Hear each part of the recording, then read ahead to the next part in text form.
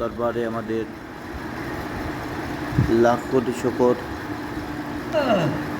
যে মহান আল্লাহ তাআলা আপনাদের আমাদেরকে আল্লাহ তাআলার নৈকট্য একটা ইবাদত, এই ইবাদতটা হচ্ছে আল্লাহ তাআলার নামের পরে কাজ হবে আপনাদের আমাদের। দুনিয়ার বুকে যতগুলো ইবাদত আমরা করতেছি ব্যক্তিগত আমাদের নিজেদের কোনো ইবাদত নয়, প্রত্যেকটা ইবাদতই হচ্ছে আল্লাহর হস্তে। যেমনটি আমরা নামাজ পড়তেছি, নামাজ পড়ার নিয়ত করতেছি আল্লাহ 2 রাকাত নফল নামাজ তোমার হস্তে কিবলামুখী হয়ে আদায় করিতেছি, আল্লাহু আকবার। আবার যখন আমি আপনি একটা রোজা রাখতেছি, রোজা রাখাটার নিয়ত করতেছি আল্লাহ তোমার হস্তে আমি একটা ফরজ রোজা অথবা নফল রোজা রাখতেছি। আবার যখন দেখেন আমি আপনি জাকাত প্রদান করতেছি, আল্লাহ যাদেরকে জাকাত দেওয়ার তৌফিক দান করেছেন, জাকাত যখন দিতেছি নিজের টাকা দিতেছি আল্লাহর হস্তে। কার হস্তে? আল্লাহর হস্তে। আল্লাহ তোমার হস্তে আমি জাকাত প্রদান করতেছি। আবার যখন সদকা খয়রাত ইত্যাদি আমরা যে দানটা করতেছি সব আল্লাহর হস্তে দান করতে হচ্ছে। আল্লাহকে যে বান্দারে আমার হস্তে তোরা দান করবি, আমি খুশি হইয়া তোদেরকে আমি নেকি দিয়ে দেবো। তাহলে এই আল্লাহ রাব্বুল আলামিন কত বড় আহকামুল হাকিমিন, কত বড় রহমানুর রহিম, যে আমরা আল্লাহর হস্তে করব আর আল্লাহ আপনাদের আমাদেরকে আল্লাহ তাআলা ক্ষমা করে দেবেন। তাই যে আমরা আসলে আল্লাহকেও চিনি না, আল্লাহর সঙ্গ যারা আমরা তাদেরকেও চিনি না, আল্লাহর সাথে যাদের ভালোবাসা মোহাব্বত রয়েছে তাদেরকেও আমি চিনি না, আমরা চিনি না। আল্লাহ রাব্বুল আলামিন কিতাবের ভিতরে বলছেন, কিতাব মানে কি? কোরআন। কোরআনের ভিতরে বলতেছেন যে তোমরা যারা নামাজ পড়তেছো তোমাদের প্রত্যেকটা নামাজের বিনিময়ে আমি আল্লাহ তাআলা খুশি হইয়া তোমাদেরকে আমি 5টা জিনিস দান করব। একটা জিনিস দেবে আপনার আমার জন্য দুনিয়ার বুকে। দুনিয়ার বুকে কোনটা দেবে? যে আপনার আমার রেজেকের কোনো অভাব হবে না, মান সম্মানের কোনো হানি পড়বে না, সব কিছু আল্লাহর পক্ষ থেকে সরঞ্জাম করে করে আপনার আমার জন্য বিধি ব্যবস্থা আল্লাহ করে দেবেন। একটা দেবে দুনিয়ার বুকে। আর 4টের কথা বলেছে যে বান্দা আর 4টে দেব তোমাদের যখন ইন্তেকাল হয়ে যাবে, তোমরা যখন পরকালীন মুখী হয়ে যাবা তখন আমি তোমাদেরকে 4টে দেবো। এই 4টের ভিতরে সর্বপ্রথম একটা হবে আপনার আমার জন্য কি? কবরের গোরাজাব বন্ধ থাকবে। আল্লাহ তাআলা কবরের গোরাজাব আপনার আমার জন্য বন্ধ করে দেবেন। এই গেল 2। নম্বর 3, ডাইন হাতে আমল নামা দেবেন। আল্লাহ তাআলা নিজ জিম্মায় ডাইন হাতে কী দেবেন? আমল নামা দিয়ে দেবেন। নম্বর 4, কিয়ামতের ময়দানে আল্লাহ তাআলা আপনাকে আমাকে নিজ জিম্মায় জান্নাতে প্রবেশ করায় দেবেন। নম্বর 5, হাসরের বিশাল ময়দান যেদিন আমাদের দাঁড়াতে হবে ওখানে আল্লাহ তাআলার আরশের তলে আমরা ছায়া পেয়ে যাব। তো এই 5টা আজ আপনার আমার জন্য আল্লাহ তাআলা দান করবেন। আল্লাহ তাআলা আপনাকে আমাকে 5 ওয়াক্ত নামাজ আমরা গুরুত্ব সহকারে যখন আদায় করব তখন আল্লাহ তাআলা আপনার আমাদের এইরকমভাবে অনেকগুলো নেকি আপনার আমার পরে আল্লাহ তাআলা দান করে দেবেন। আজ আল্লাহ রাব্বুল আলামিন বলতেছেন কোরআনে পাকের ভিতরে যে বান্দারা তোমরা যারা নামাজ পড়তেছো, এই নামাজ পড়ার পরও তোমাদের জন্য আরেকটা নামাজ রয়েছে, সলাতুল তাহাজ্জুদ। নামটার নাম কি বলেন? তাহাজ্জুদের নামাজ। এই নামাজটা কিন্তু আমরা অনেকে পড়তে জানি না, পড়তে পারি কায়দা কৌশল বুঝি না। এই তাহাজ্জুদের নামাজ কিন্তু আপনার আমার জন্য নিয়ত হচ্ছে নফল। নিয়ত হচ্ছে কি বলেন? নফল। সুন্নাত এবং ফরজ, সুন্নাত এবং ফরজ এই দুটোর নাম হচ্ছে লগেন সুন্নাত নামাজ আদায় করতেছি, আর একটা হচ্ছে আমি ফরজ নামাজ আদায় করতেছি। নামাজের ওক্ত, নামাজের নিয়ম আমাদের চিনতে হবে। এই সুন্নাত, ফরজ আর ওয়াজিব, এই তিনটে নামাজ ব্যতীত যতগুলো নামাজ আছে সমস্ত নামাজগুলো হচ্ছে আপনার আমার জন্য নফল। তাহাজ্জুদের নামাজ পড়বো, আমরা নফল নিয়ত করব যে আল্লাহ 2 রাকাত নফল নামাজ তোমার কিবলামুখী হইয়া তোমার হস্তে আমি আদায় করে দিয়েছি, আল্লাহু আকবার। এই তাহাজ্জুদের নামাজে কত বড় শক্তি আল্লাহ তাআলা দান করেছেন। আল্লাহ রাব্বুল আলামিন এই তাহাজ্জুদ নামাজ যারা পড়েন এই নামাজীওয়ালাদের নাম কোথায় রেখে দেয়? মাকামে মাহমুদ। মাকামে মাহমুদ কাকে বলা হয়? যেখানে সর্বক্ষণ সর্বসময় 24 ঘন্টা আল্লাহ এবং আল্লাহর রসুলের প্রশংসা হতে থাকে, তাহাকে মাকামে মাহমুদ বলা হয়। এইখানেই আপনার আমার নামটাকে লটকায় দেবে। আর যখন নাকি ওই নামটা ওখানে চলে যাবে, ওই ফেরেশতারা ওইখান থেকে আপনার আমার জন্য, আপনার আমার রুহের মাগফিরাতের জন্য, আপনার আমার মা বাবা, দাদা দাদি, নানা নানি, ভাই বোন, ছেলে মেয়ে, আত্মীয় স্বজন যারা জীবিত আছে আর যারা ইন্তেকাল করে গেছে, প্রত্যেকের জন্য ফেরেশতারা ওখানে দাঁড়ায় দাঁড়ায় আল্লাহর কাছে তওবা করবে, ক্ষমা চাবে। আল্লাহ, আজকে যে ব্যক্তির নামটা এখানে লেখা দেখলাম, তুমি এই ব্যক্তিকে মাফ করে দাও, ওর মা বাবারে মাফ করে দাও, ওর দাদা দাদির মাফ করে দাও, ওর নানা নানির মাফ করে দাও, ছেলে মেয়ে আত্মীয় স্বজন যারা দুনিয়া বুকে জীবিত আছে যারা ইন্তেকাল করেছে, উভয় পক্ষে আল্লাহ তোমার খাস রহমতের দ্বারা মাফ করে দাও। আল্লাহ তাআলা ফেরেশতাদের দিকে তাকাই বলো, ফেরেশতারা আমার বান্দার জন্য তোমরা মাফ চাচ্ছ? বলে হ্যাঁ। আল্লাহ, এই ব্যক্তি দুনিয়ায় তো 5 ওয়াক্ত নামাজ গুরুত্ব সহকারে আদায় করছে, এই নামাজটাকে আদায় করার পরও আবার তোমার হুকুম ছিল, তুমি বলেছিলে যে আমার জন্য নফল নামাজ তোমরা পড়ো। সেই রাতের বেলা ঘুম থেকে উঠে 3:30 পৌনে 4টেই আজকে তারা ঘুম থেকে উঠে গেছে। আল্লাহ, আজকে তারা উঠে ওযু করে ঘুমকে হারাম করে আজকে নামাজের ভিতরে দাঁড়ায় গেছে। আল্লাহ, তুমি এর গুনাহ মাফ করে দাও। আল্লাহ কাছে ফেরেশতারা তোমাদের সাক্ষী অনুযায়ী আমি আমার ওই বান্দাকে মাফ করে দিলাম, বলি সুবহানাল্লাহ। তাহলে আমরা যদি একটু চেষ্টা করে নামাজ পড়ি, নামাজের কি ক্ষতি হবে বলেন? হবে না। এই নামাজের মতন আর একটা নেকি আপনার আমার জন্য রয়েছে, যেটা হচ্ছে আপনার আমার জন্য মেসওয়াক করা। কি করা বলেন? মেসওয়াক করা। রাসূলুল্লাহ সাল্লাল্লাহু আলাইহি সাল্লাম বলতেছেন যে আমার উম্মতের কষ্ট হবে দিদায় আমি মেসওয়াককে ফরজ করে দিনাই। মেসওয়াক করাটা কিন্তু আপনার আমার জন্য সুন্নাত। কি বলেন? সুন্নাত। যদি কোনো ব্যক্তি নামাজের আগে, ওযুর আগে মেসওয়াক করে যদি নামাজ পড়তে আসে, ওই নামাজের ভিতরে তার 70 গুণ নেকি বাড়াই দেওয়া হয়। কত গুণ? 70 গুণ।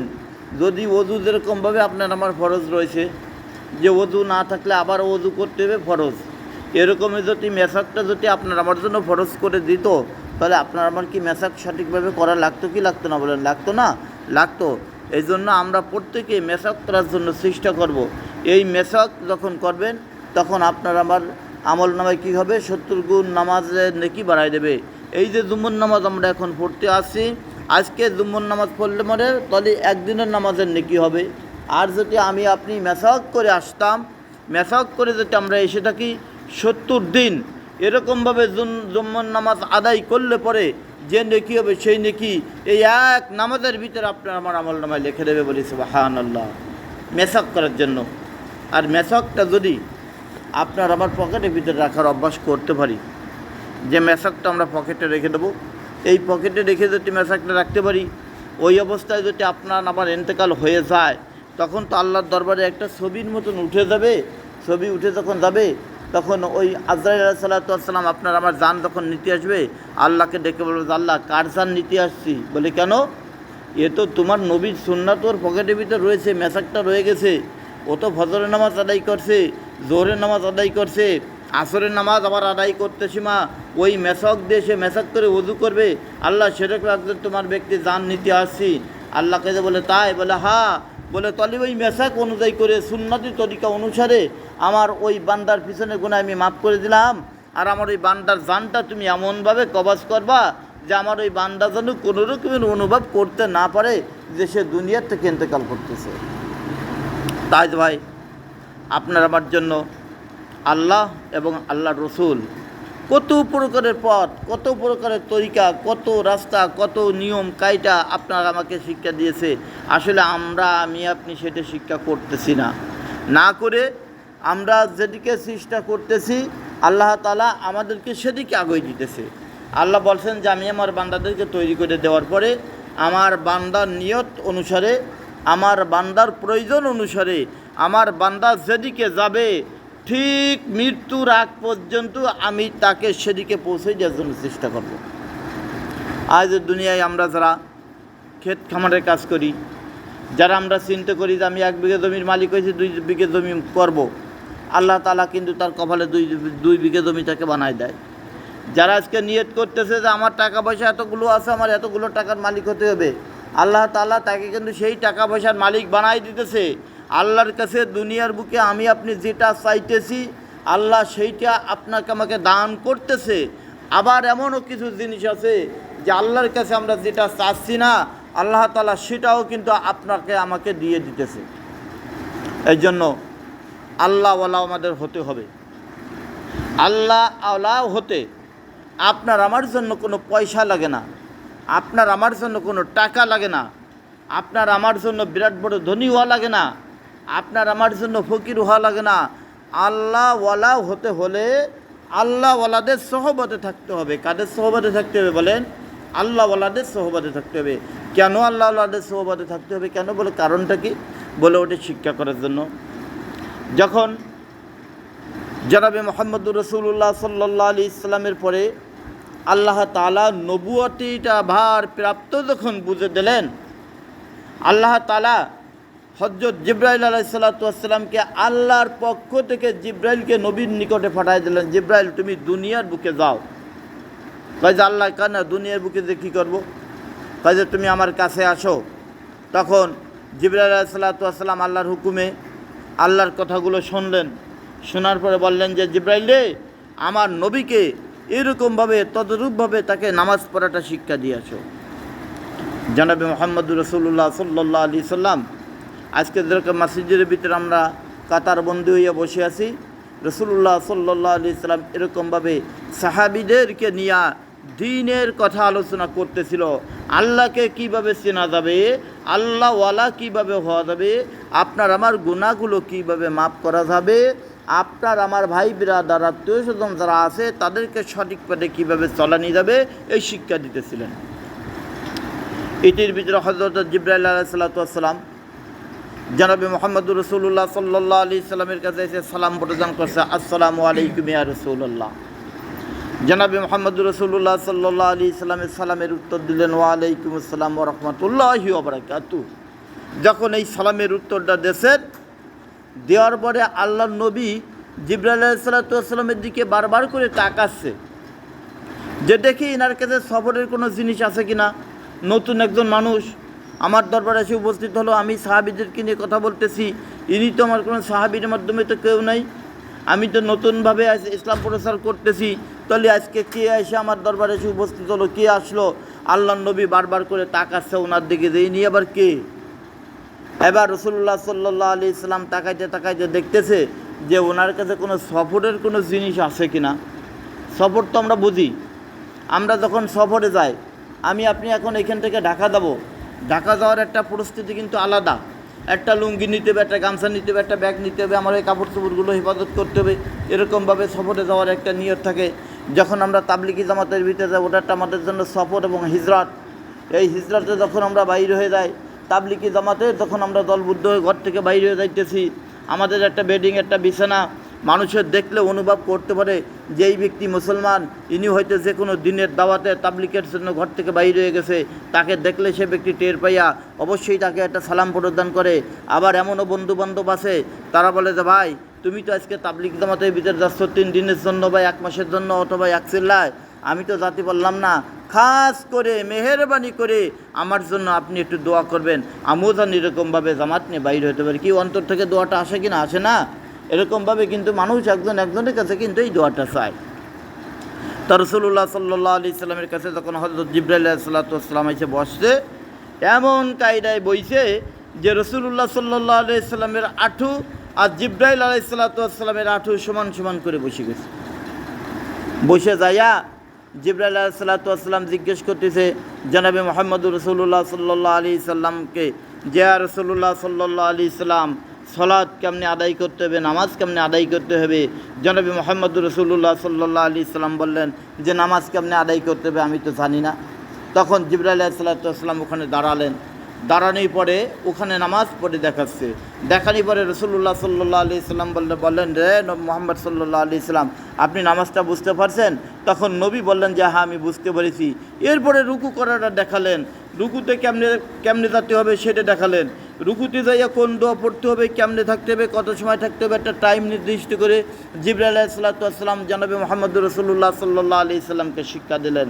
এইবার রুকু থেকে উঠলেন, উঠে সোজাভাবে হইয়া রব্বানা লাকাল সামি আল্লাহু লিমান হামিদা রব্বানা লাকাল হামদ, এই দোয়াগুলো শিক্ষা দিলেন। জিবরাইল আলাইহিস সালাম নবীকে নামাজকে কমপ্লিটভাবে শিক্ষা দেওয়ার পরে বলতেছে রাসূলুল্লাহ সাল্লাল্লাহু আলাইহি সাল্লাম আপনি বুঝতে পারছেন? বলে হ্যাঁ আমি বুঝতে পেরেছি। এইবার জিবরাইল আলাইহিস সালাম যে বললেন যে হুজুর এবার আমি চলে যাব। আবার রাসূলুল্লাহ সাল্লাল্লাহু আলাইহি সাল্লামের কাছে আবার জিবরাইল আলাইহিস সালাম প্রশ্ন করেছে যে এর চাইতে আর কোন ইবাদতটা ভালো আছে? বলে ওয়া সাওমি রমাজান, রমজান মাসে রোজা রাখাটাও একটা বিরাট বড় ইবাদত। এরকমভাবে বলছে বলে হাজ্জুল বাইতুল কাবা, কাবা শরীফের হজ করাটা বিরাট বড় একটা ইবাদত। আর যেটাই রাসূলুল্লাহ সাল্লাল্লাহু আলাইহি সাল্লাম উত্তর দেয় আর জিবরাইল আলাইহিস সালাম বলেন সাদ্দাকতা ইয়া রাসূলুল্লাহ, সাদ্দাকতা ইয়া রাসূলুল্লাহ। প্রত্যেকটা জিনিসকে জিবরাইল আলাইহিস সালাম রসুলের কাছে প্রশ্ন করতেছেন আর আল্লাহ নবীকে জিবরাইল আলাইহিস সালাম শিক্ষা দিচ্ছে। আর জিবরাইল আলাইহিস সালাম প্রত্যেকটা কথাই বলে সাদ্দাকতা ইয়া রাসূলুল্লাহ, যে আপনি যেটা বলেছেন ওইটাই সত্য। সাহাবীরা সবাই আশ্চর্য হয়ে যাচ্ছে যে কারণটা কি, এই ব্যক্তি কে, এ কোথায় থেকে আসলো, এর তো আমরা চিনি না, কোনো কিছু করি না, ওর কাছে না আছে কোনো সফরের সামানা, না আছে কোনো বেডিংপত্র, কোনো কিছুই নাই, আর সে রসুলের সঙ্গে কত সুন্দর মিষ্টি সুরে কথা বলতেছে আর প্রত্যেকটা কথাই বলতেছে সাদ্দাকতা ইয়া রাসূলুল্লাহ, আপনি যেটা বলেছেন এটাই সত্য। আবার নবীকে সেই জিনিসটা শিক্ষা দেয়, কারণটা কি বুঝলাম না। এবার জিবরাইল আলাইহিস সালাম রাসূলুল্লাহ সাল্লাল্লাহু আলাইহি সাল্লামকে সব কিছুকে কমপ্লিট শিক্ষা দেওয়ার পরে নামাজ, রোজা, হজ, যাকাত ইত্যাদি মেইন কিছু পয়েন্টের ইবাদতগুলো শিক্ষা দেওয়ার পরে জিবরাইল আলাইহিস সালাম রাসূলুল্লাহ সাল্লাল্লাহু আলাইহি সাল্লামকে বললেন যে হে আল্লাহর নবী, আপনি আমাকে এখন কি করেন সবিনয় বিদায় দেন। আমি আপনার কাছে এখন বিদায় প্রার্থনা করছি। সালাম দিয়ে আসসালামু আলাইকুম বলে সালাম দিয়া রাসূলুল্লাহ সাল্লাল্লাহু আলাইহি সাল্লামের সঙ্গে মুসাফা করে এইবার জিবরাইল আলাইহিস সালাম ওখান থেকে চলে গেলেন। যাওয়ার পরে জনাবে মুহাম্মদুর রাসূলুল্লাহ সাল্লাল্লাহু আলাইহি সাল্লাম প্রত্যেকটা সাহাবীর কাছে জিজ্ঞেস করলেন, সাহাবীরা হাযা রাজুলুন মানান্তা ওমান আরাফা, এই যে ব্যক্তি আমার কাছে আসছিল ওর সম্বন্ধে তোমরা কেউ কোনো কিছু জানো? যদি জানো বলতে পারো, ওনাকে কেউ চেনো? কয় থেকে না হুজুর আমরা ওনাকে তো চিনি না, কোনোদিন দেখি নাই, কোথায় থেকে আসলো কি আসলো। রাসূলুল্লাহ সাল্লাল্লাহু আলাইহি সাল্লাম বলেন হাজা জিবরাইল আলাইহিস সালাম আল মালাইকাতু হাজা জিবরাইল আলাইহিস সালাম, এই হচ্ছে সে জিবরাইল আলাইহিস সালাম ফেরেশতা, সে আজকে আমার কাছে তোমাদেরকে আমাদেরকে নামাজ, কালাম, হজ, যাকাত, রোজা ইত্যাদি সবগুলোকে শিক্ষা করাই দিয়া আজকে জিবরাইল আলাইহিস সালাম আমার কাছ থেকে বিদায় নিয়ে গেলেন। ভাই আমরা নামাজ পড়ি কোন নামাজ? আল্লাহ স্বয়ং জিবরাইলকে শিক্ষা দিয়েছিল, জিবরাইল নামাজে দাঁড়াও। জিবরাইল আলাইহিস সালাম দাঁড়াইছে, আল্লাহ শিক্ষা দিয়েছে এইভাবে রুকু করবা, এইভাবে সিজদা করবা, এইভাবে দাঁড়াবা, এইভাবে বসবা, এইভাবে সব কিছু করবা। আজ সেই নামাজ কিন্তু আমরা পড়তেছি, আমরা কিন্তু সেই রাসূলুল্লাহ সাল্লাল্লাহু আলাইহি সাল্লামের তরিকার পরে আল্লাহ রাব্বুল আলামিনের শিক্ষা অনুযায়ী আমরা সেই নামাজগুলোকে কিন্তু সঠিকভাবে আদায় করতেছি না। আজ আমাদের মসজিদের থেকে যে কোনো এক ব্যক্তি ফজরের নামাজের সময় বলতেছে যে ভাই আমরা যে নামাজগুলো পড়ি এটা তো আসলে তো নামাজ হয় না, পড়তে হয় তাই আমরা পড়ি, একটা না পারি রুকু দিতে, না পারি সিজদা দিতে, না পারি দাঁড়াতে, না পারি কোনো কিছু করতে, কিন্তু আল্লাহর ভয়টা এসে পড়তেছি। আল্লাহ হয়তো ইচ্ছা করলে আমাকে মাফ করে হয়তো বেশি করতে পারে, তাহলে বুঝতে হবে তো ওই ব্যক্তি ঈমান আছে। এই কথার পরিবর্তে আরও কথা বলতেছে যে আমি এটা নামাজ পড়তেছি, আমার মন চলে যাচ্ছে ডাঙ্গায়, যে আমার গরু বান্ধা রয়েছে, হারে কোথায় রলো, রুকু দিচ্ছি গরু চলে গেছে অমুকখানে, রুকু দিচ্ছি আমার মন চলে গেল বাজারে, আমি সিজদা দিচ্ছি মন চলে গেল এদিক ওদিকে দোকানে, ইত্যাদি নিয়ে সব কিছু আলোচনা করতে করতে বহুত দূর চলে গেছি। তা বহুত দূর চলে যাওয়ার পরে আমি বললাম যে ওইটাই হলো একটা ইমানের আলামত। বলি সুবহানাল্লাহ, এটা কিসের আলামত? ইমানের আলামত।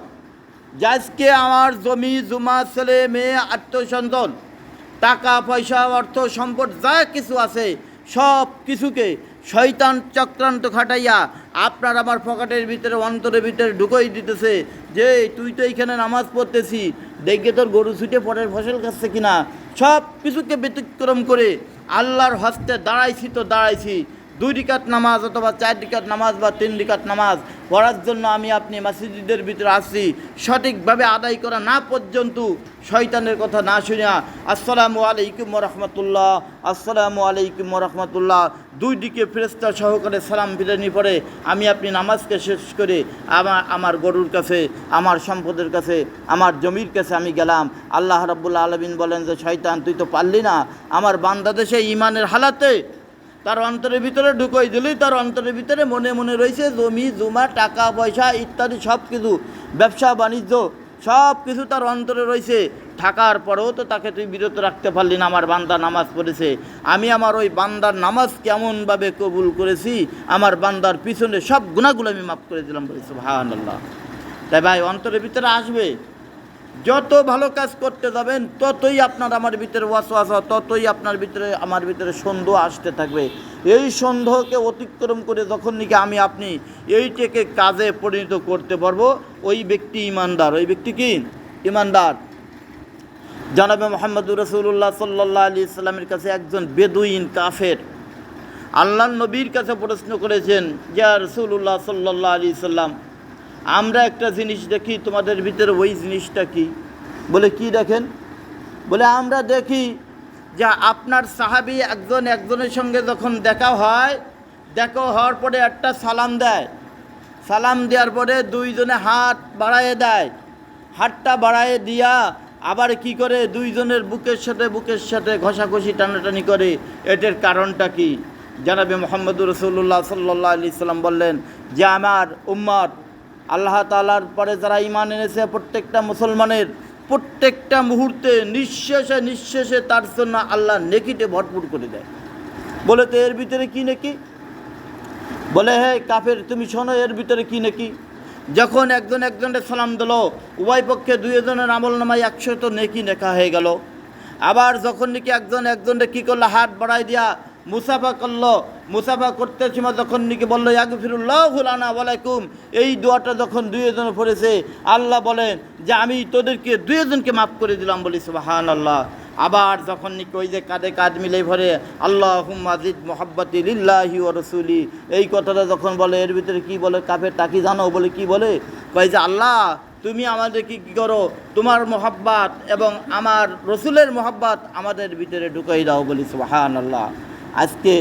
আজ যদি আমরা সেই মুসাফার সেই মুনাকা বাবে যদি সন্তানের সাথে, বাবে যদি নিজের মেয়ের সাথে, তারপরে স্বামী যদি স্ত্রীর সাথে, তারা নিজেরা মুসাফা করতে পারে, এর ভিতরে ডবল নেকি আল্লাহ তাআলা দিয়েছে। করাটা বড় কঠিন, করাটা বড় কি বলেন কঠিন, কিন্তু কোনো কঠিন নয়। ইসলামের তরবিয়ত যাদের ভিতরে শিক্ষা আছে এদের কোনো কঠিন নয়, এটা একটা সোজা ব্যাপার। এবার আমার ছেলে আসলো, আমার ছেলেকে আমি সালাম দিলাম, আসসালামু আলাইকুম, হে ছেলে তুমি কেমন আছো? এইবার বলে দুইজন আমরা মুসাফা করলাম, আল্লাহ রাব্বুল আলামিনের আরশ পর্যন্ত থর করে কাঁপতে থাকে। ফেরেশতারা আল্লাহর কাছে ডাক দিয়ে বলে যে আল্লাহ আরশ তো ধরে রাখতে পারতেছি না, কারণটা কী হলো বুঝলাম না।